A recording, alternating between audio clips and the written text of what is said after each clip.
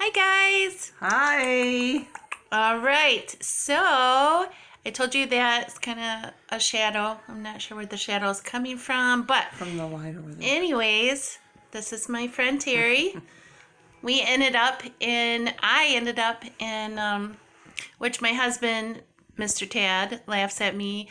We ended up in Ohio so far, and I guess I didn't get very far, but I was heading out, and actually I was a little sleepy, pulled over, slept for a little bit, and then started heading out, and it ended up that God said for me to end up with over here at my buddies. Yeah. Aw, Miss Terry.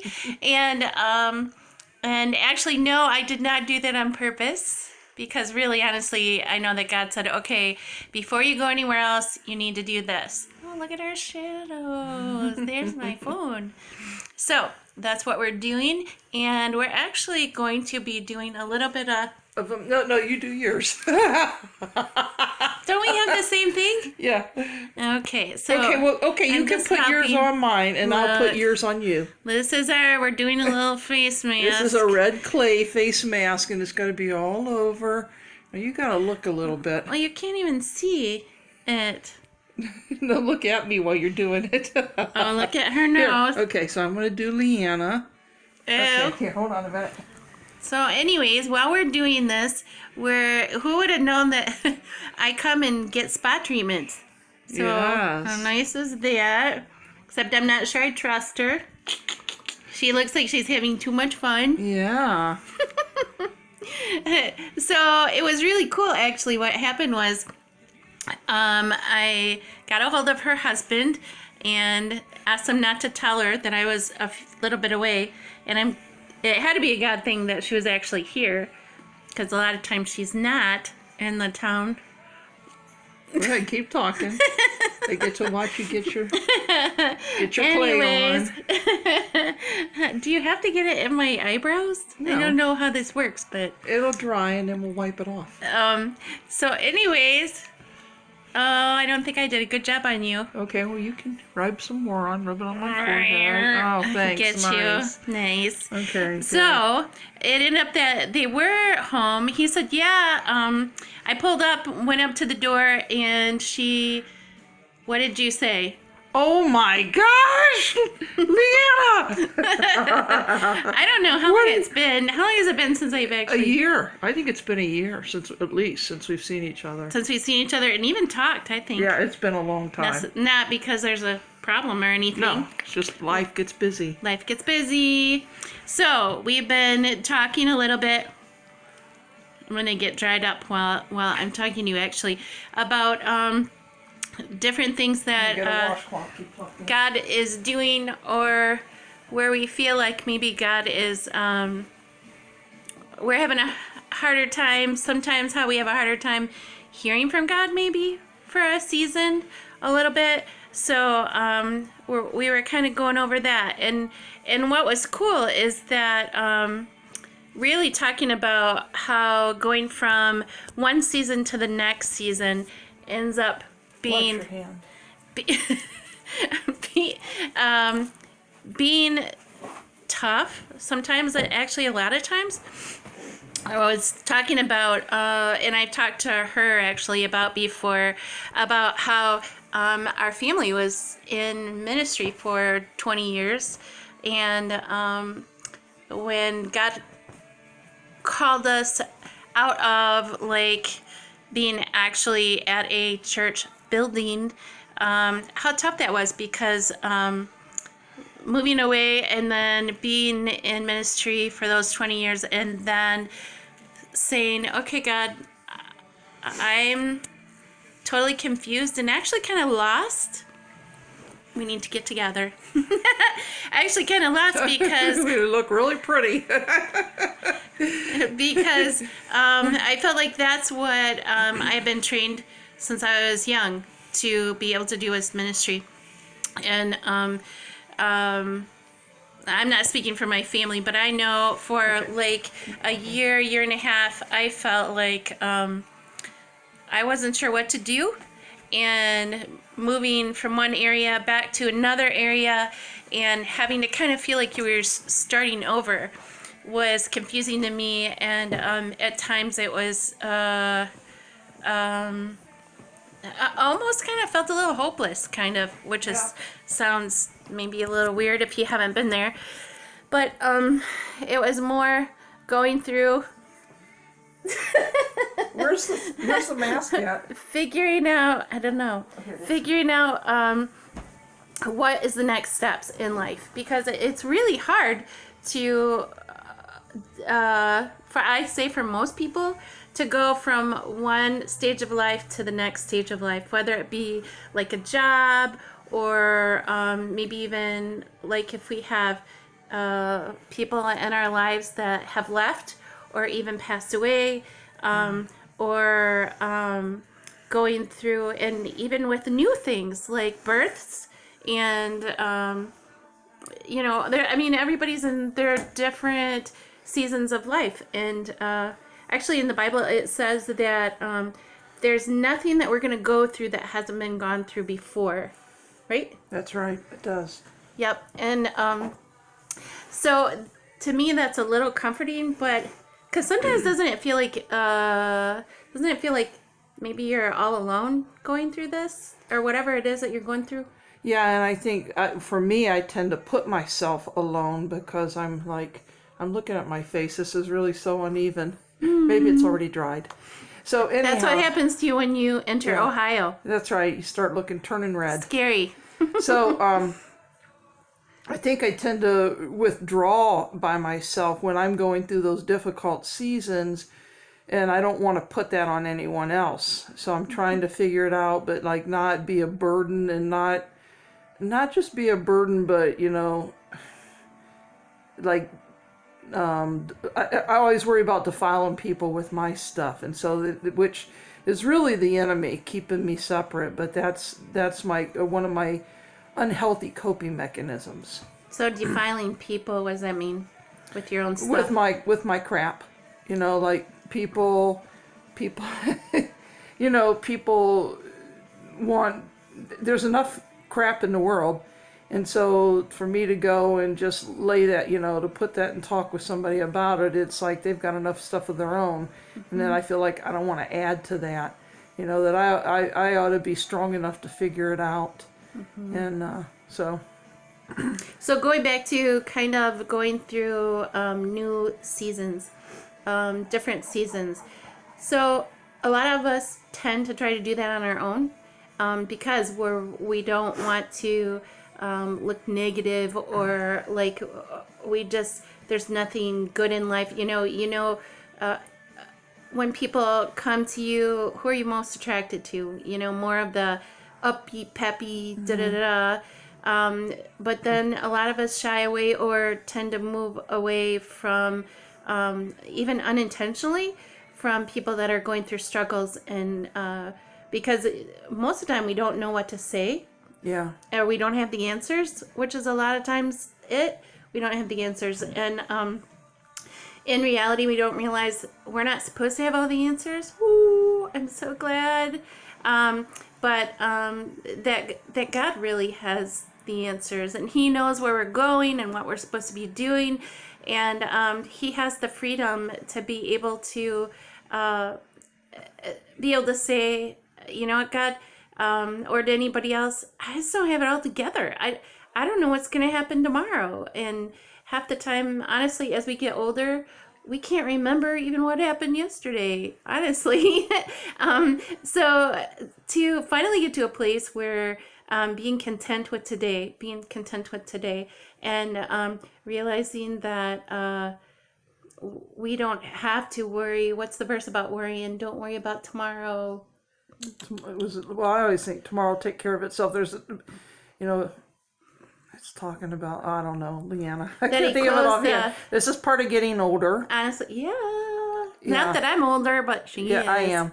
And I want to say one thing in that is that I've been thinking about this today, is this thing about getting older. And I'm 57, my husband's 63, and we're going through a big transition, and that is I mean, I was able to move halfway around the world when I was in my 20s with my husband and my 1-year-old To where? in Taiwan. And that, as hard as that was, I didn't have the fear and anxiety that I battle now in this. It's kind of like one of the things that I have really battled is the thought, maybe I'm done in ministry. Maybe I'm done with the best part of my life, and that I'm just to kind of walk it out. And there's something in me that just rises up in pain about that. It's like I have all these dreams that I want to see that the Lord's put on my heart, and they've not come to pass yet. But it's like, and recognizing that really is the enemy. But it is really hard. I mean, it is a real thing that my husband and I face. It's like, are we done? We've had some good seasons, but is it over? But it's like you get older as people don't really want you, because you're not as. That's not true. That's but the that's lie. what our mind thinks. Oh Yeah. my gosh, we look so scary. It is drying. No wonder people don't want us. Look at us. So, but I think that's the lie that you battle, is that the best is over, and I'm just somehow got to figure out how to wade this out till you go to heaven. So the cool part is though that everybody struggles with this, whether you're in ministry, not ministry, or just regular life. We struggle with this. And what I ended up finding out was after my year and a half of poo-hooing, I guess, and being confused, was that God started showing me, after I got over that and started to learn to remember to trust him. Trust him, because in reality, how many seasons have we all been through? Many, many. Mm-hmm. And has God left us through any of them? No, he's not. No, not at all. No. And so how cool is it that he put me into different circumstances with different people, different jobs, and it has been so wild and so much fun to be able to see him working there. And it was so cool because I said, actually to Terry earlier, look how pretty she is, that all of that training, honestly, inside a building for ministry, say me, was really, in reality, we were teaching people how to go out, and now it was our turn to go outside of the building, which we tried to do anyways, but really go outside of a building and be able to share God's love with people and his hope and encouragement. And it was just, it's wild to see what God does with. It doesn't matter who you are, God's going to be working. And I love that there's life after the last season. And actually every season, it tends to get, at least from our experience, everybody's not the same, but a little better, because God seems to be training us through the last season for whatever we needed to equip us, prepare us for this season, whatever That's it is. And we don't know still exactly what that entails, but the fun part is being on the adventure, and being on the adventure with God, because he already has the adventure planned. And so for us to worry, where he says he clothes the birds of the air, is that what it says? Anyways, yes, that's right. He closed the birds. I know you guys are going. Yeah, they're like, What? these two are ministry. It's actually late. I'm tired. I'm extremely tired. I actually almost fell asleep. My eyes started crossing when I was driving. I'm like, okay, I gotta pull over. I can't keep driving because it was too. So my brain isn't actually here. But just for it's the flowers of the field. How he created the flowers of the field. Yep, look up here. Yeah. So if he takes care of all of that, and he actually named all of the stars, and he watches them, because he knows everything. He knows how many hairs are on our heads, which is weird because mine falls out every single day. See those bald spots? I keep trying to cover them, but that's not working so well.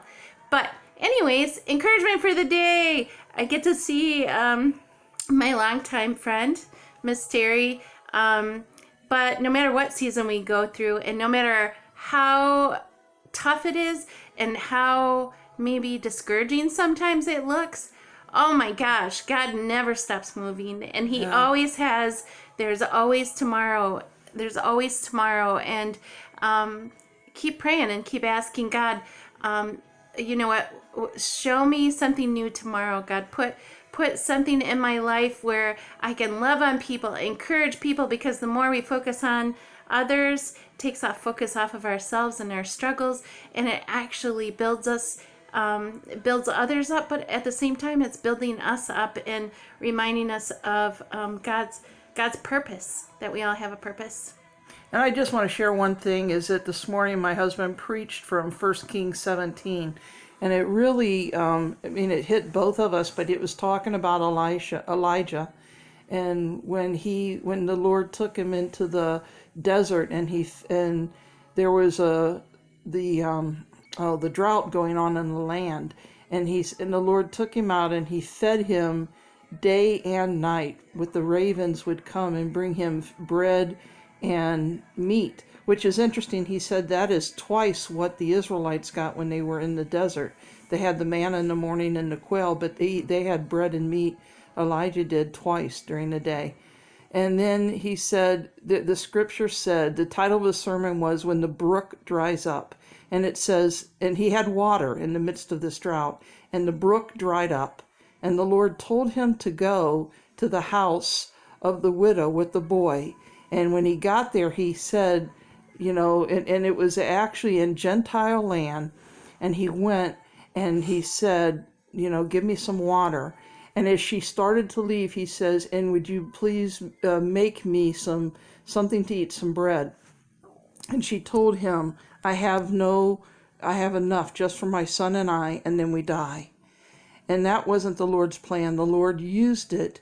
It was this time in the wilderness that he was alone in solitude with the Lord, that the Lord ministered to him and restored him. And then he went and ministered to this widow and provided. And when she went and made it, he told her that you would not run out of oil and flour. And they had enough for days until the drought was over. And it said, I read, and it was 3 years that God provided for her until the drought was over. That drought lasted for 3 years.